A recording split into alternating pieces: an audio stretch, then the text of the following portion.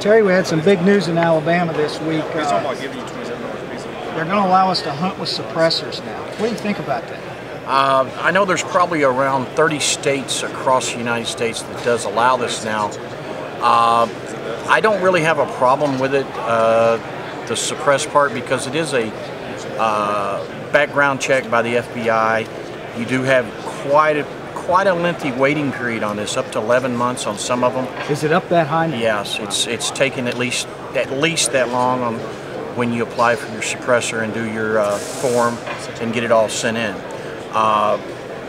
The thing that I don't think a lot of guys realize, that when you shoot suppressed, you're going to need different ammo. You can't just walk in and pick up a box of 55 grain 223 full metal jacket and expect it to be quiet. You're going to have to shoot some different bullet weights, some different variations of powder burn to get the suppressor to work correctly, because you're not going to get it just like in a 22. You need a subsonic round to get it suppressed. But I think that the guys that are serious about it, that it'll work real well for them. I just hope we don't get any backlash on getting into the wrong hands, because it would really hurt that part of us moving forward with some of our gun laws. What about, the big thing that some people are saying are poachers? That would be my biggest concern, and I'm sure that all of the game wardens and everything across each state, the game and fish departments, they're going to be concerned about that. Guys out at nighttime poaching and doing things like that. I'm sure that they probably don't want to see it. I'm not speaking for them, but I'm just sure that, because poaching is a problem in every state, and that could make it a lot easier to do, and we don't need that. We need our game control, and they're doing a good job with it now. But we need to maintain that so that our wildlife grows, and that we still have the opportunity to hunt and fish and do things like that. What about the Russian ammo now? What's the latest on that? I'm still being told that when we first got this urge, we talked a couple of months back about this, maybe 3 months back, that they were going to ban this, and we weren't going to get the 7.62 but 39. We weren't going to get the 223. Well, there was a big rush on it.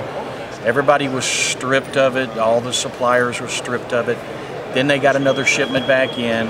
Now all the suppliers are still telling me that midsummer to fall, we may see zero income of 7.62 but 39 and 223.